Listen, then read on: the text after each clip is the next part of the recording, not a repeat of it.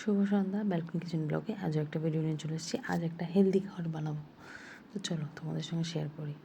দেখো, আজ বানাবো কিনোয়া স্যালাড। তো কিনোয়া নিয়ে নিয়েছি, আর নিয়েছি কাবলি ছোলা। কাবলি ছোলাটা আমি সকালে ভিজিয়ে রেখেছিলাম। আর দেখো, নিয়েছি অ্যাভোকাডো, শসা, টমেটো, লেবু, কাঁচা লঙ্কা আর ধনেপাতা। তোমরা চাইলে পেঁয়াজ দিতে পারো, আমি পেঁয়াজটা দিইনি। আর দেখো, এখানে কিনোয়াটা সিদ্ধ বসিয়ে দিয়েছি, এদিকে কাবলি ছোলাটা সিটি মেরে নিয়েছি, এদিকে অ্যাভোকাডোটা কেটে নিচ্ছি। দেখো, আমার কিনোয়া সিদ্ধ হয়ে গেছে। দেখো রেডি, কাবলি ছোলাও সিটি মেরে দিয়েছি। দেখো ধোঁয়া উঠছে। এদিকে সবজিগুলো সব কেটে নিয়েছি ছোটো ছোটো ছোটো ছোটো করে। চলো এবার রেডি করব। অলমোস্ট হয়ে গেছে, এবার শুধু স্যালাডটা বানাতে দেরি। কী সুন্দর লাগছে দেখতে। দেখো দেখো, ঢেলে দিলাম কিনোয়াটা,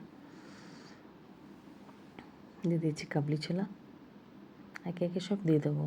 শসা, টমেটো দিয়ে দেবো, ধনে পাতা আর কাঁচা লঙ্কা কুচি,